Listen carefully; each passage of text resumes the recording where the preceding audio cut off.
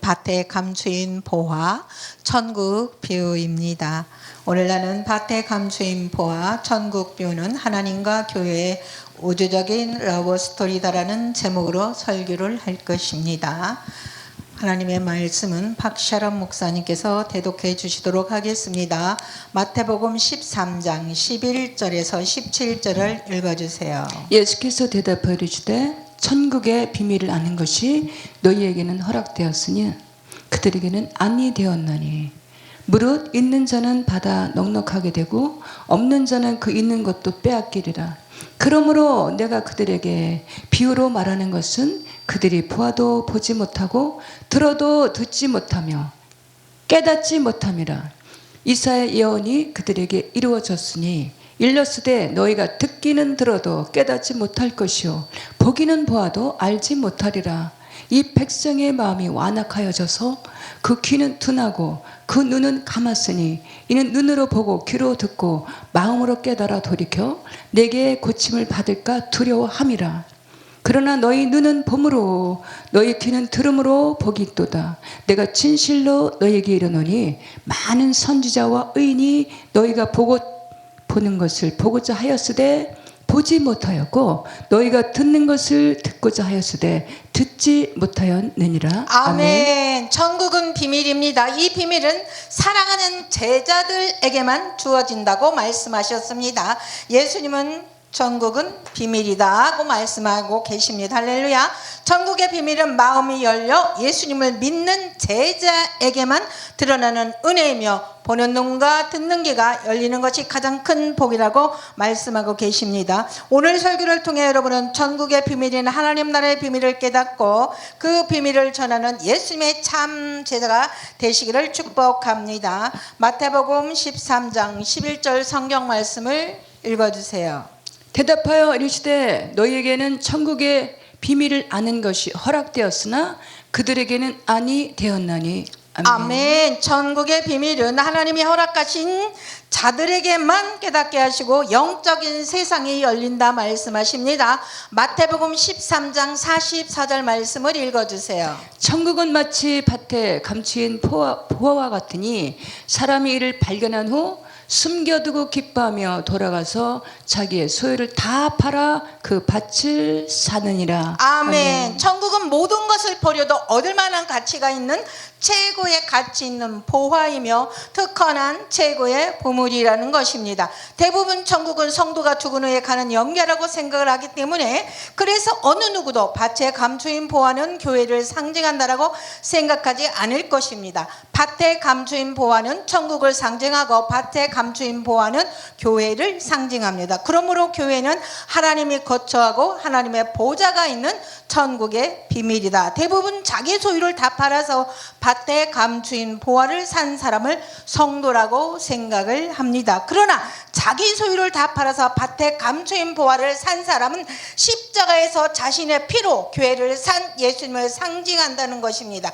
그러므로 밭에 감추인 보화 천국의 비유는 하나님과 교회의 우주적인 러브 스토리라는 것입니다. 이 비유를 통해서 여러분은 하나님의 무한한 사랑을 깨닫고 그 사랑 안에서 숨겨진 자신의 진정한 가치를 발견하게 될 것입니다. 그 깨달음이 여러분의 삶을 영원히 바꿔놓을 것입니다. 자, 이제 이 천국의 비밀의 문을 열어보겠습니다.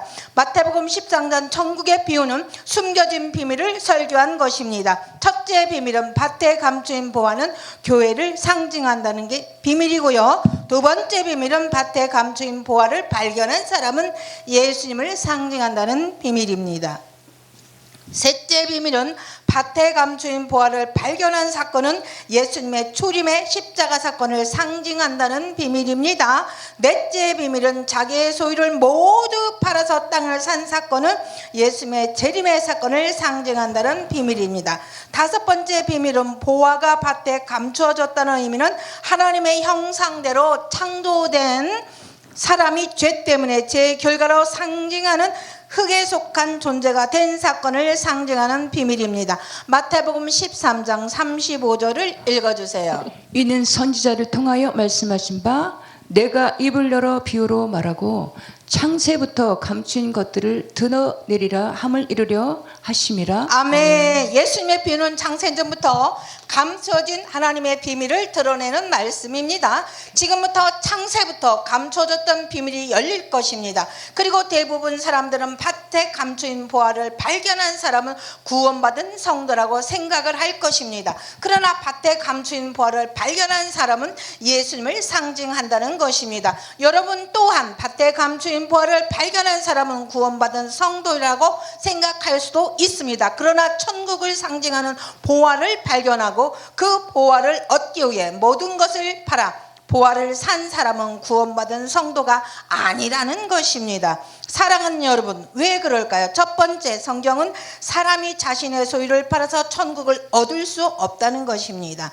사람은 죄 없는 예수님이 흘리신 피를 믿음으로 제사함받고 오직 천국을 얻을 수 있는 것이라고 말씀했기 때문입니다. 그런데 많은 사람들이 이곳에 많은 재산과 너희의 모든 것을 바치면 천국을 갈 수 있다라는 그런 이단 사설에 넘어가서 많이 고생들을 하고 있어요. 말씀 안에서 깨닫고 나오려고 하니까 자기의 모든 것을 다 그곳에 드렸기 때문에 나와야 잠잘 곳도 먹을 곳도 없는 것입니다. 그래서 알면서도 잘못된 이단에 들어가서 자가 잘못된 것을 알지만 나와서 거처할 것도 직장도 먹을 것도 없기 때문에 나오지 못하고 있다는 것입니다. 그들을 위해서 우리는 기도를 해야 될 줄 믿습니다. 천국을 상징하는 보화를 수호하기 위하여 자신의 소유를 모두 팔았다는 것에 주목하시기를 바랍니다.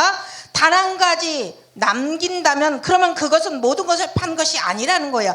그러므로 자신의 소유를 모두 팔아서 천국을 상징하는 보화를 샀다는 의미는 천국을 상징하는 보화를 얻기 위해서 자신의 소유한 단 한 가지라도 남기지 않고 모두 팔았다는 의미라는 것인데요. 사람의 모든 소유는 물질적인 것, 재산뿐 아니여 시간과 재능과 생명을 모두 포함 상징적인 표현입니다. 그러므로 천국을 상징하는 보화를 얻기 위해 자신의 모든 소유를 팔아서 보화를 샀다는 의미는 천국을 얻기 위해 자신의 모든 물질과 모든 시간과 모든 재능과 생명까지도 모두 하나님께 드렸다는 의미입니다. 사랑하는 여러분, 천국을 사기 위해 오늘 시간을 하나님께 드렸지만 내일 저와 여러분이 하나님을 위해 살지 않는다면 그것은 모두 소유를 판 것이 아닙니다.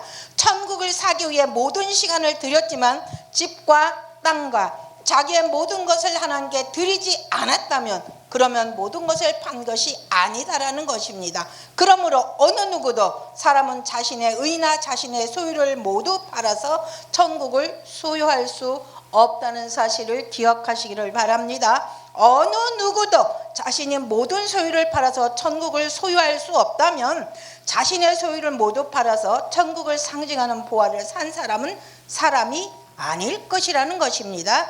야고보서 2장 10절과 11절을 읽어주겠습니다. 누구든지 온 율법을 지키다가 그 하나를 범하면 모두 범한 자가 되나니 간음하지 말라 하시니가 또한 살인하지 말라 하셨나니 내가 비록 간음하지 아니하여도 살인하면 율법을 범한 자가 되느니라. 아멘. 율법의 모든 계명은 같은 하나님의 명령입니다.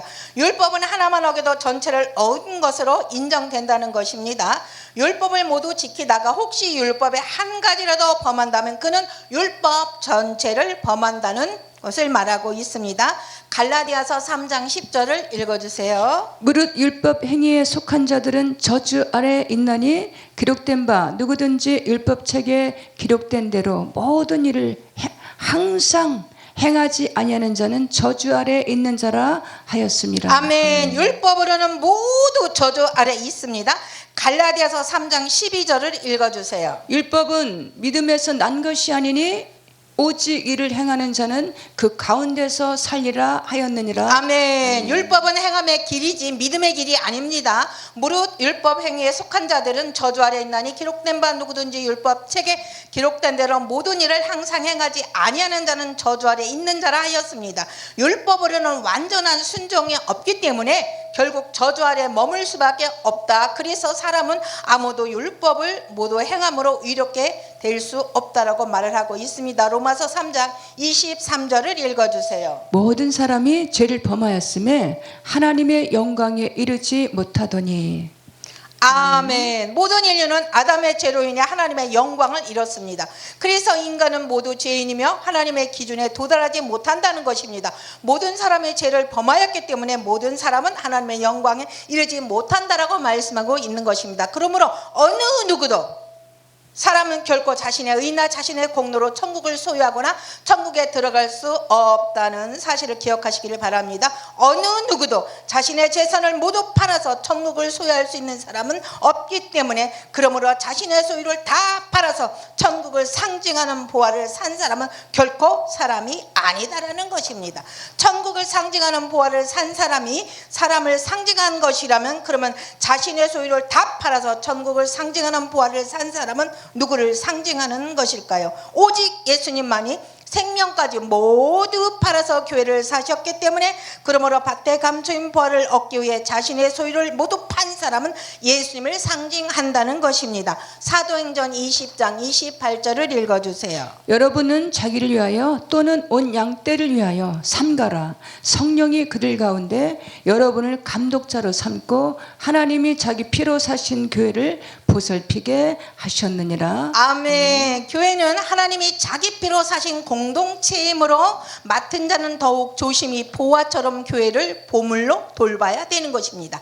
예수님만이 교회를 얻기 위해 십자가에서 모든 소유를 팔아 교회를 산 하나님이기 때문에, 그러므로 밭에 감추인 보화를 소유하기 위해서 자신의 모든 소유를 판 사람은 예수님을 상징하는 것입니다. 보화를 얻기 위해 모든 소유를 판 사람이 예수님을 상징한다면, 그러면 천국을 상징하는 밭에 감추인 보화는 교회를 상징할 것입니다. 요한계시록 21장 9절에서 21절 좀 길지만 읽어주시기를 바랍니다. 일곱 대접을 가진 일곱 천사 중 하나가 나와 내게 말하 이르되 이리 오라. 내가 신부 곧 어린 양의 아내를 내게 보이리라 하고, 성령으로 나를 데리고 크고 높은 산으로 올라가 하나님께로부터 하늘에서 내려오는 거룩한 성 예루살렘을 보이니, 하나님의 영광이 있어 그 성의 빛이 지극히 귀한 보석 같고 벽옥과 수정같이 막더라. 크고 높은 성곽이 있고 12문이 있는데 문에 12천사가 있고 그 문들이에 이름을 썼으니 이스라엘 자손 12지파의 이름들이라. 동쪽에 세 문, 북쪽에 세 문, 남쪽에 세 문, 서쪽에 세 문이 있으며 그 성의 성곽에는 12 기초석이 있고 그 위에는 12양의 12사도의 12 이름이 있더라. 내게 말하는 자가 그 성과 그 문들과 성곽을 측량하려고 금 갈대를 가졌더라. 그 성은 네모가 반듯하며 길이와 넓이가 같은지라. 그 갈대로 그 성을 측량하니 12,000 스다디온이라. 길이와 넓이와 높이가 같더라. 그 성곽을 측량하니 144 규빗이니 사람의 측량 곧 천사의 측량이라. 그 성곽은 벽옥으로 쌓였고 그 성은 맑은 유리 같고 정금이더라. 그 성의 성곽은 기초석은 각색 보석으로 꾸몄는데, 첫째 기초석은 벽옥이요, 둘째는 남보석이요, 셋째는 옥수요, 넷째는 녹보석이요, 다섯째는 홍만옥이요, 여섯째는 홍보석이요, 일곱째는 황옥이요, 여덟째는 녹옥이요, 아홉째는 담함옥이요, 열째는 비치옥이요, 11채는 청옥이요, 12채는 자수정이라. 그 12문은 12진주니 각 문마다 한 진주로 되어 있고 성의 길은 맑은 유리 같은 정금이더라. 아멘. 할렐루야. 새 예루살렘은 하나님의 영광에 충만한 어린 양의 신부 교회이며 완전한 영원함을 상징하는 하늘 도성입니다. 하나님 나라를 상징하는 새 예루살렘은 오직 금과 진주와 보석으로 건축되어 있다고 말씀하고 있습니다. 새 예루살렘은 어린 양의 아내이다라고 말씀한 것입니다. 새 예루살렘은 금과 진주와 보석으로 건축되었기 때문에, 그러므로 새 예루살렘은 보화인 것입니다. 그리고 새 예루살렘은 어린 양의 아내이기 때문에, 그러므로 새 예루살렘은 교회인 것입니다. 금과 진주와 보석으로 건축된 새 예루살렘은 하나님 나라이기 때문에 그러므로 하나님 나라는 보화라는 것입니다. 새 예루살렘의 교회를 상징한다면 그 새 예루살렘은 금과 진주와 보석으로 건축되었다고 말씀하기 때문에 그러므로 교회는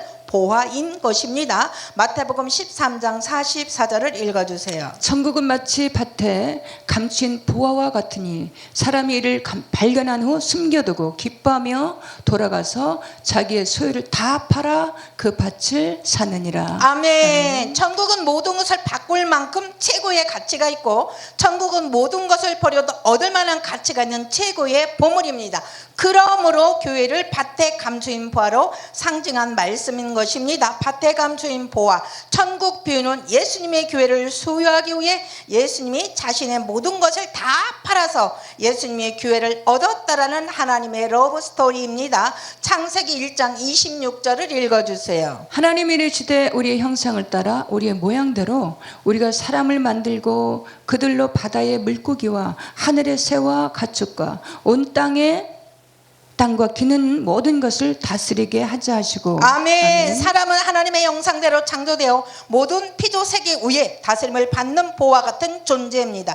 사람은 하나님의 형상과 모양대로 창조되고 왕권을 받은 하늘에 속한 영광스러운 존재로 창조되었다고 말씀한즉 사람은 하나님의 빛을 나타내는 하나님의 보화로 창조되었습니다. 그러나 창세기 3장에 인간이 마귀의 유혹을 받아 죄를 범하자 하나님은 마귀에게 너는 흙이다 그러 돌아가라 말씀하시고 하나님은 마귀를 상징하는 뱀에게 흙을 먹으라고 말씀하셨습니다. 창세기 3장 14절 말씀을 읽어주세요. 여호와 하나님이 뱀에게 이르시되 내가 이렇게 하였으니 너는 모든 가축과 들의 모든 짐승보다 더욱 저주를 받아 배로 다니고 종신토록 흙을 먹을지니라. 아멘. 여호와 하나님의 뱀은 영원한 저주를 받아 배로 다니고 종신토록 흙을 먹을지니라고 하셨은즉 그대로 되었습니다. 창세기 3장 19절 말씀을 읽어주세요. 내가 흙으로 돌아가기까지 얼굴에 땀을 흘려야 먹을 것을 먹으리니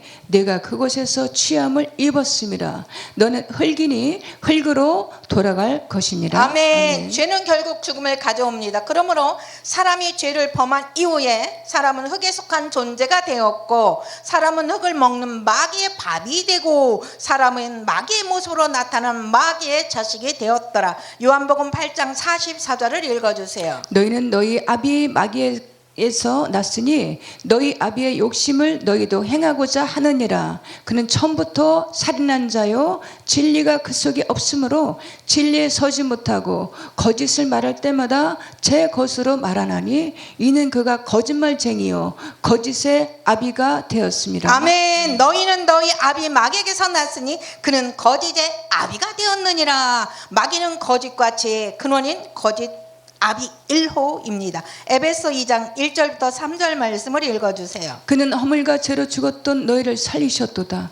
그때 너희는 그 가운데서 행하여 이 세상 풍조를 따르고 공중 권세 잡은 자를 따랐으니 지금 불순종 아들들 가운데서 역사하는 영이라. 전에는 우리도 다 그 가운데서 우리 육체의 욕심을 따라 지내며 육체와 마음에 원하는 것을 하여 다른 이들과 같이 본질상 진노의 자녀이었더니. 아멘. 허물과 죄로 죽었던 너희를 살리셨도다. 우리는 본질상 진노의 자녀였더니 하나님 없이 인간은 영적 사망 상태였다는 것을 말씀하고 있습니다. 사람은 본래 하나님의 형상대로 창조되었기 때문에 그래서 사람은 하나님의 빛을 내는 하나님의 보화 같은 존재라는 것입니다. 그러나 죄 때문에 빛을 갖춘 보화 같은 사람이 하나님의 빛을 잃고 사람은 흙이 되었고 사람은 흙 속에 파묻힌 존재가 되었습니다.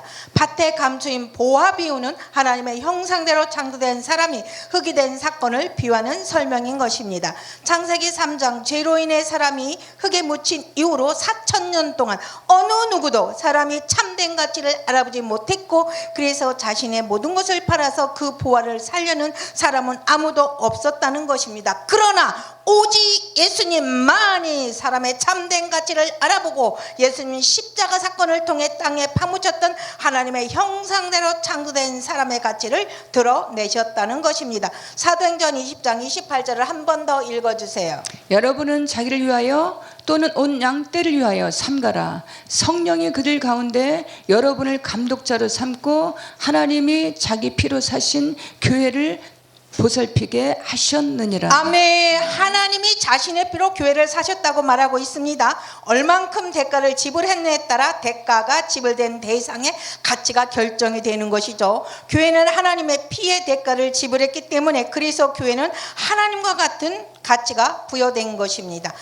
하나님이 여러분을 하나님의 핏값을 지불하고 사셨기 때문에 그래서 여러분은 하나님과 같은 무한한 가치가 있는 보화의 존재가 되었다는 것을 말씀하고 있습니다. 하나님은 삼일체 하나님의 피를 지불하고 하나님은 사람을 사셨다는 십자가 비밀을 깨닫게 되었을 때 십자가의 도가 깨달아진 것입니다. 그러면 사람은 비로소 자신의 참된 가치를 발견하게 되고 자신은 존재의 참된 의미를 발견하게 되는 것입니다. 공산주의 사상은 뭡니까? 사랑은 물질이다. 즉 사람은 흙이다라고 정의를 합니다. 사회학에서는 사람은 정신적인 존재이다. 사람은 사회적인 존재이다. 사람은 언어적인 동물이라고 정의를 합니다. 그러나 예수님은 십자가는 사람은 하나님과 같은 가치가 있는 존재이다. 사람은 하나님의 자녀이다. 사람은 하나님의 보화이다라고 정의를 하고 있습니다. 요한일서 3장 1절과 2절을 읽어주세요. 보라, 아버지께서 어떤 사랑을 우리에게 베푸사 우리를 하나님의 자녀라 일컬음을 받게 하셨는가?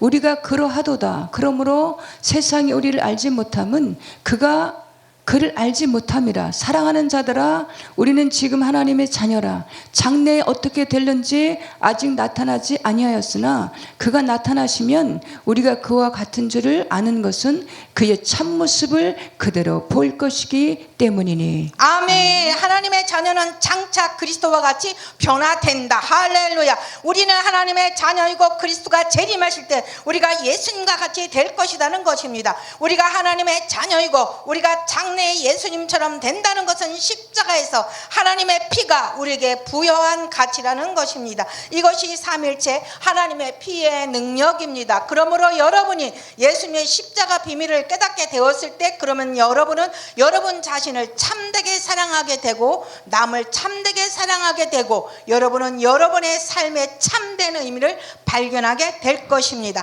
밭의 감추인 보화는 두 사건으로 구성이 되어 있습니다. 즉 밭의 감추인 보화 처음 발견한 사건과 그 보화를 소유하기 위해 다시 와서 그 밭을 산 사건입니다. 첫째, 밭에 감추인 보화를 발견한 사람은 예수님의 초림의 십자가 사건을 비유한 것입니다.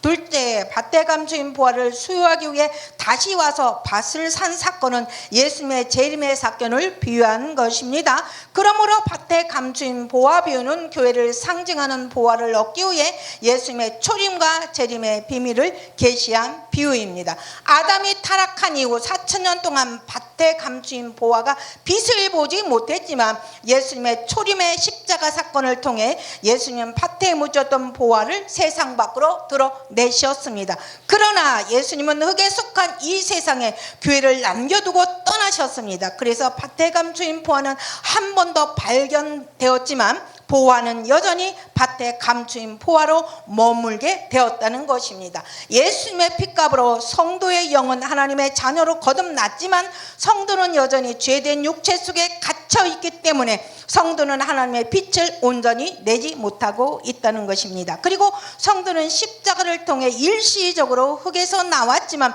성도는 흙에 속한 세상 속에 머물러 있기 때문에 성도는 여전히 다시 흙 속에 머물러 있는 것입니다.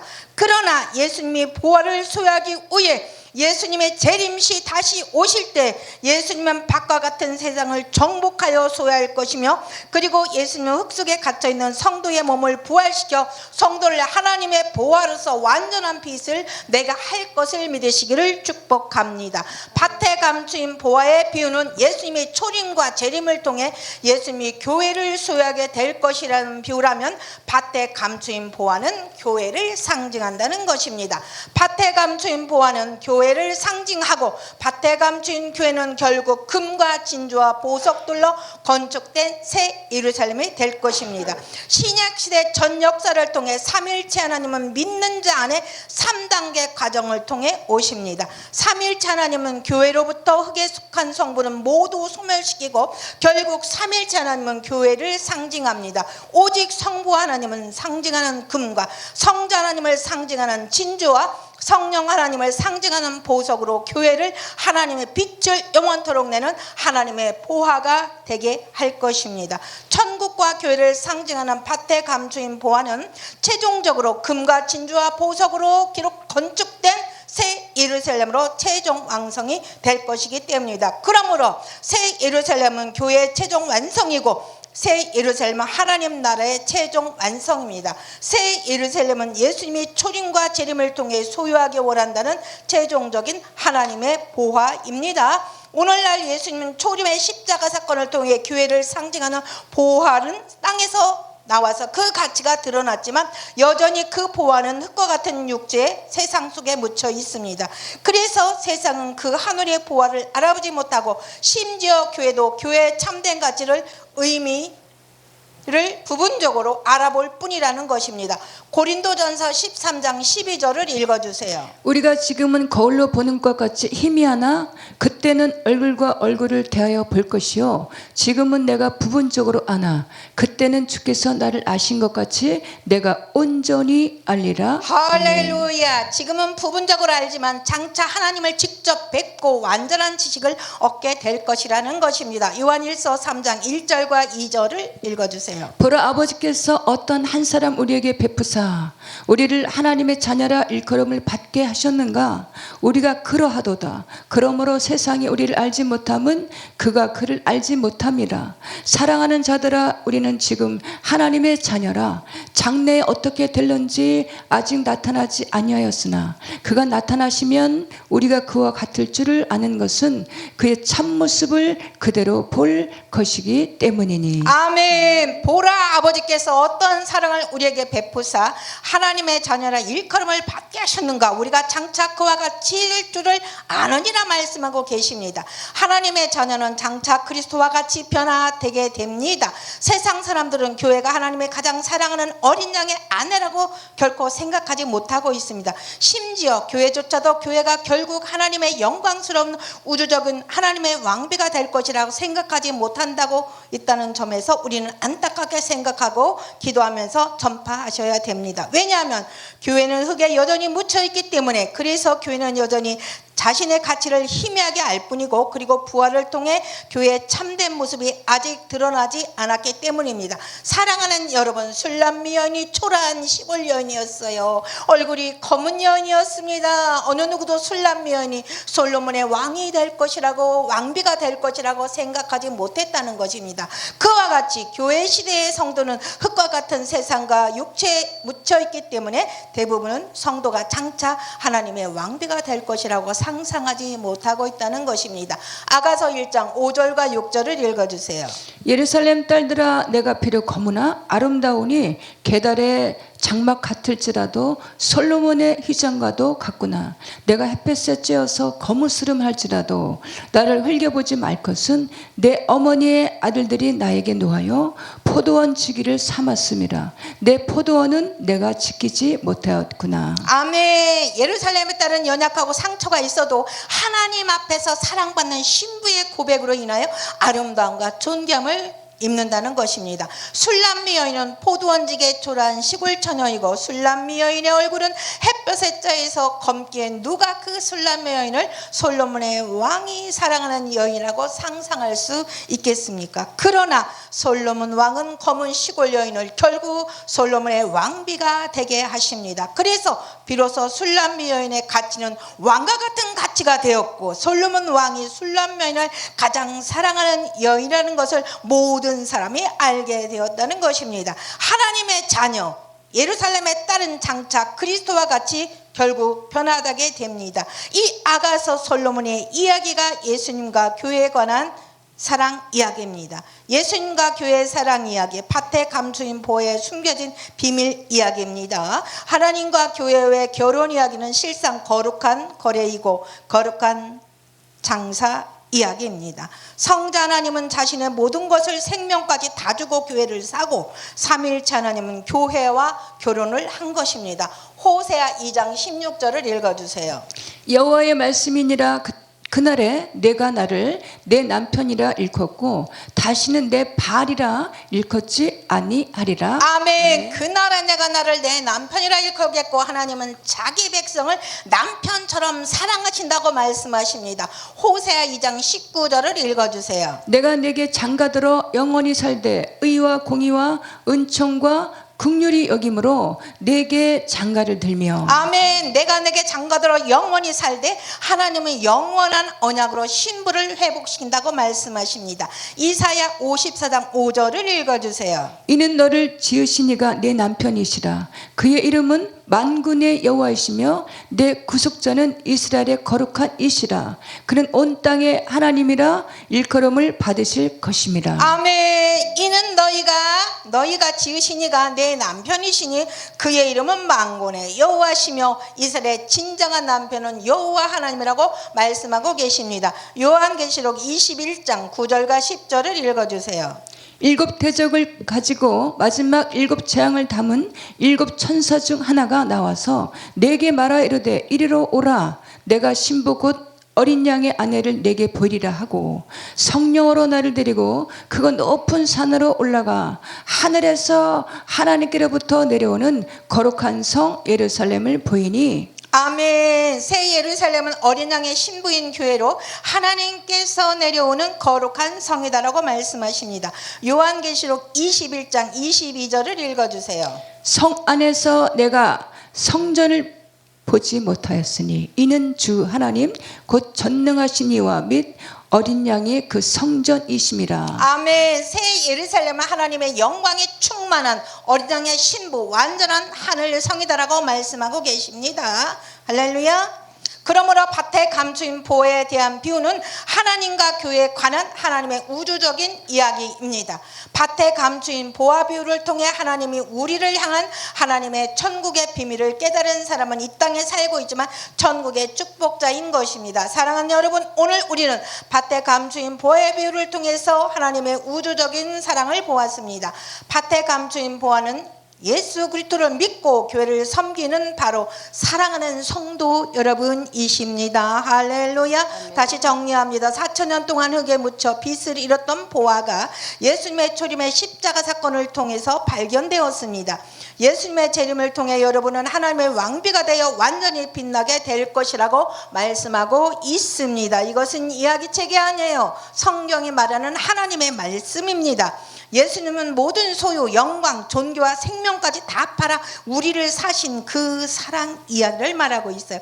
이 사랑이 우리의 가슴에 뜨겁게 닿아야 되는 것입니다. 우린 더 이상 흙에 속한 존재가 아닙니다. 우리는 하나님의 피로 산 하나님과 같은 무한한 가치가 있는 보화입니다. 아멘. 공산주의자가 너는 흙이라고 말할 때, 사회학자들이 너는 사회적 동물이라고 규정할 때 예수님 십자가에서 외칩니다. 너는 내 보화야. 너는 내 자녀야. 너는 내 왕비야.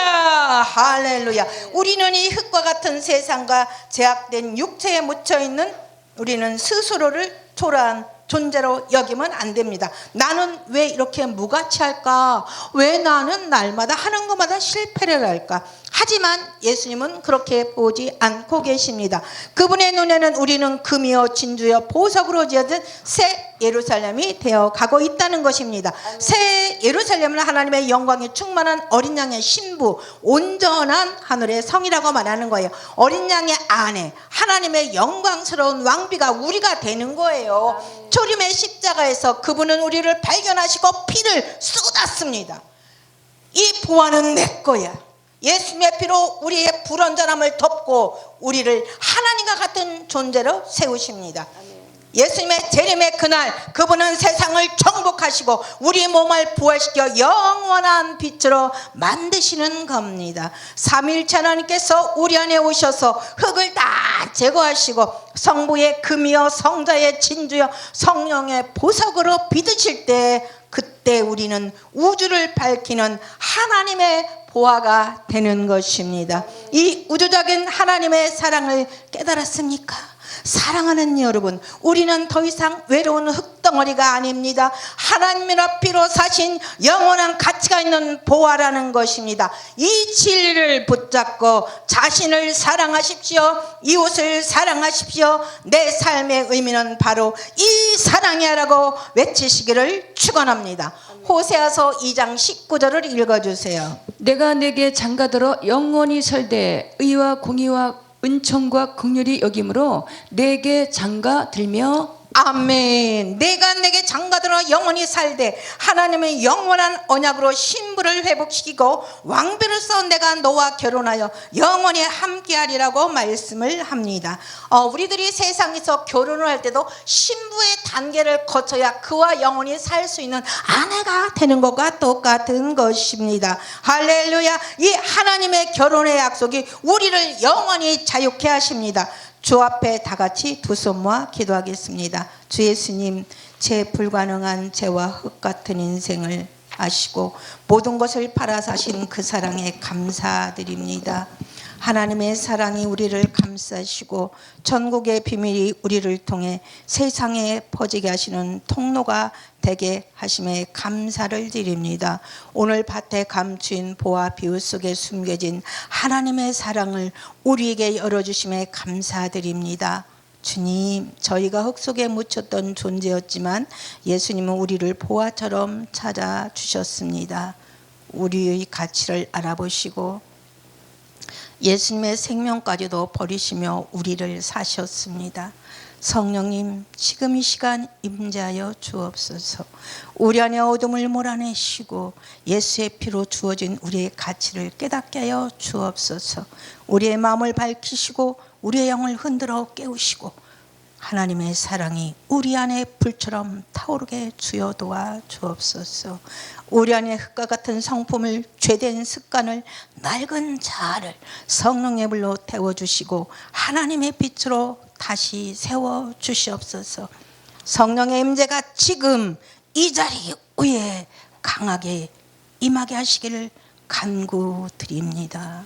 성령 하나님, 우리들의 불가능한 죄와 흙 같은 삶을 아시고 모든 것을 팔아 사신 그 사랑에 다시 한번 감사드립니다. 오늘부터 저희를 더 밝은 보화로 비춰 주시기를 원합니다. 하나님의 사랑이 우리를 감싸시고 전국 복음의 비밀이 우리를 통해 세상에 퍼지게 하시는 통로가 되게 하실 줄 믿고 감사드립니다. 세계 열방의 모든 성도들이 하나님의 사랑 안에 깨어나게 주여 도와 주옵소서. 삼위일체 하나님, 우리는 주님의 보화입니다. 삼위일체 하나님, 우리는 피로 사신 교회입니다. 주 예수 재림의 그날을 통하여 주님의 신부가 아닌 완전한 왕비의 성품으로 빚어 세워주시기를 간구드리면서 우리의 모든 삶을 주님의 손에 올려드립니다. 살아계신 주 예수 그리스도의 이름으로 기도 올려 드려옵나이다. 아멘.